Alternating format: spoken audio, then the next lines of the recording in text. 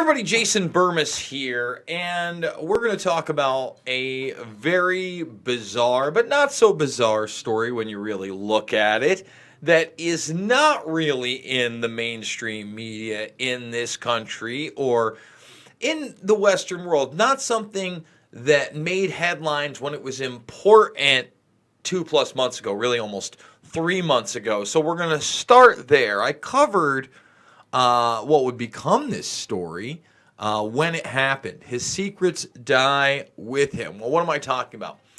Mohammed Morsi was the first democratically elected leader of Egypt. After the Arab Spring, many Western intelligence fingerprints on that for sure. However, his reign did not last very, very long at all. In fact, Morsi was overthrown in a coup d'etat, a military coup, about a year later. Maybe not even a year later. I don't want to get into the specifics of that. But basically, he had been held indefinitely. He had threatened other powerful people. And when he was even in court, he was in a glass and metal cage, whatever that means. Now, the really interesting thing is that during the trial, and that was the story a few months back. Again, you probably didn't see it in the mainstream media because they really didn't cover it. He died during the hearing in court. Now, there's no video of this that I know of. At least there's no publicly available video. There's no pictures, et cetera, et cetera. In fact, this stuff was smuggled out by somebody who was at the trial as it went on. And if you skim all the way down to the article, you'll notice that, from a 2017 session of one of his trials, Morsi complained that he had been completely isolated from the court, unable to see or hear his defense team. His eyes pained by lighting inside the cage. Basically, he was under a form of torture even when he was in the courtroom. I don't know where I am, he has said, saying in the audio. It's steel behind steel and glass behind glass. The reflection of my image makes me dizzy.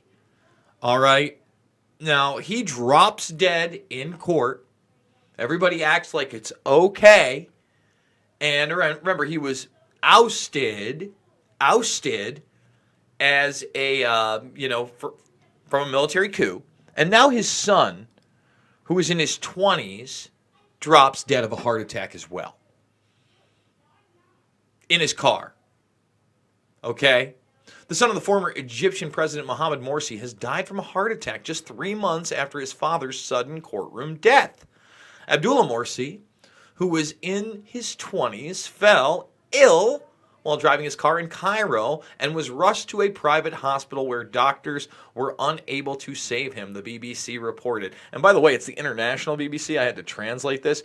Very short article.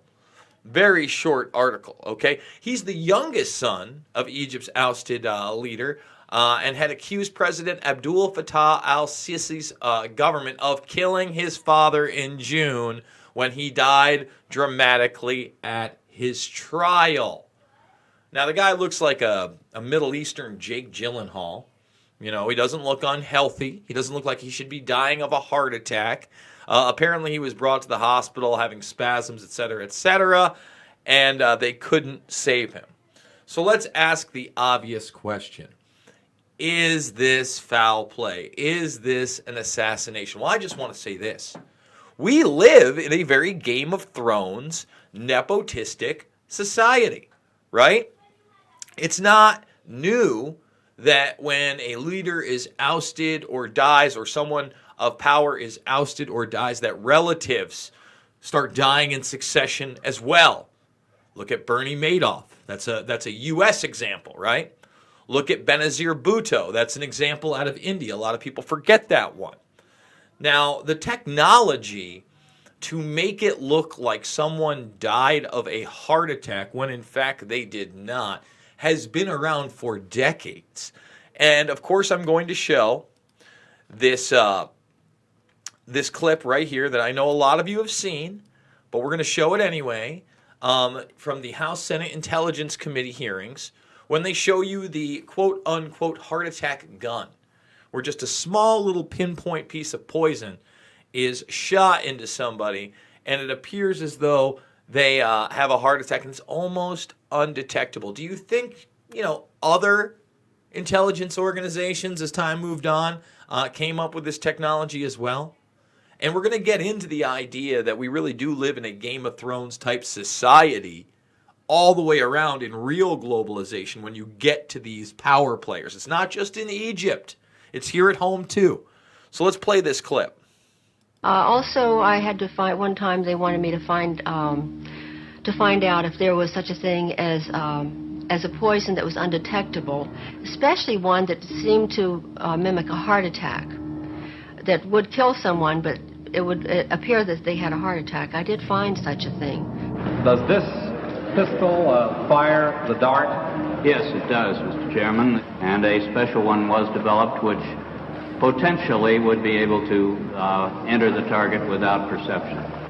The poison was frozen into some sort of dart, and then it was shot at very high speed into the person, so when it reached the person, it would melt inside them, and the only thing would be like one little tiny red dot on their body, which was hard to detect. There wouldn't be a needle left or anything like that in the person. But also the toxin itself would not appear in the autopsy? Yes, so that there was no way of perceiving that the target was him. Again, old technology, been around for decades. Our intelligence agencies used it. I'm sure other intelligence agencies have as well. And before I really jump to the example, look at the Epstein case. We'll get into it. We had somebody part of a huge cabal of elitists and power players in all sorts of realms, whether it be entertainment or science or, politics or arms or international policy. He had his hands somewhere in those people. We can debate where they were. But whether he killed himself or he was murdered, just that we allowed that to happen shows we live in a banana republic too. Okay? It's not that much different. And I think it's worth noting that Morsi himself, prior to becoming the president, was asking questions about 9/11. That's something that almost nobody but myself has ever brought up. By the way, the president of China, the current president of China, also somebody who was questioning 9/11. Doesn't get brought up a lot. Okay, still to this day. But as we run up to 9/11, I was trying to schedule not only an interview with Richard Andrew Grove, which I'm going to reach out to today. He reached out to me. I'll probably be broadcasting with him on 9/11 on one of his programs. And Richard Gage as well. But Morsi did question the attacks. He said that the U.S. used the attacks as a pretext to go into Afghanistan and Iraq unjustly.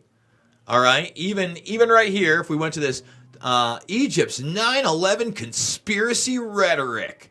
This is back in 2012. All right, back in the Arab Spring when he's come to power. But he'd questioned these things long before that as a political player. Now, I'm not saying I know much about the guy's policy at all. I don't know much about his involvement in that Arab Spring. But it just shows you how when a powerful regime or person gets in, they are not afraid to take lives and make it look like heart attacks. Mugabe died today, or I'm not sure if it was today or yesterday, a longtime African dictator. And he's accused of taking out dozens of his political adversaries. But don't think that it just happens in Egypt or it just happens in Africa. No. It happens here as well. It's just when it's for the presidency of the United States, they'd much rather just not let Tulsi Gabbard in on the debates anymore when she brings up the fact that we're working with Al-Qaeda in Syria. That's what we'll do. We'll just have Google not allow her to have ads. And I get it. I know everybody. She's CFR. There's a picture of her going like this, Jason. She's evil. She's the only one bringing up that real issue. And now she's not allowed on that stage. So they would rather go that route. They'd rather go that route in this country. But when push comes to shove and some strong arming needs to happen and somebody needs to die, Game of Thrones style, the cameras don't work. The guards are off duty. The logs are faked. That's what happens. An Epstein case happens. Believe me, I was as shocked as anyone when he first got arrested. And by the way, guys, I'm going to be having a full Epstein update later today, going over when exactly we should see the next 10,000-page data dump, which is said. Now, this time it's said to name hundreds more. I don't know that it will, but this is being said by Gouffre, and I believe Bradley Edwards, the lawyer, is backing up. So that's going to be some interesting stuff as well. Folks, if you enjoy my work, if you hadn't heard that the ex-president who was overthrown in a military coup died in a courtroom, and that information basically had to be smuggled out of that courtroom 2 or 3 months ago, maybe you should be following me. If you're new to the channel, maybe you should hit that subscribe button right now, because it's not about left or right. It's always about right and wrong. It's always about the truth. And if I make a mistake, I am more than willing to admit it and talk about that mistake on air. By the way, I'm also a documentary filmmaker. If you'd like to see any of my films, Loose Change, Final Cut, Fabled Enemies, Invisible Empire, A New World Order to Find, or Shade the Motion Picture, they are available for free on a playlist over on my page. So make sure to check that out. And again, we're doing 3, 4, 5, 6, 7 videos a day. I'm going to be out of town tomorrow and very, very busy. I'm going to be doing John B. Wells' show in the evening, I believe 11-something Eastern time. And then on 9/11, I'm going to be on his video show. But not to worry, I'm uploading a lot of these great archive videos from Jordan Maxwell to Webster Tarpley to G. Edward Griffin. And if you like what I do, please share it out there in the social media worlds. Get it out there on Reddit, etc., etc., etc. But if you can, $5, $10, $15, it means the world to me. It's how I'm able to do this. So consider donating to my GoFundMe. Portafilm Co-op, thank you for that super chat. Will you and Luke chat again on the streams? Was good. I'd like to. That's on Luke. It's really not on me. I'd be more than willing to do a broadcast with Luke. With that being said, I will see everybody on the flip side. Thanks for the support.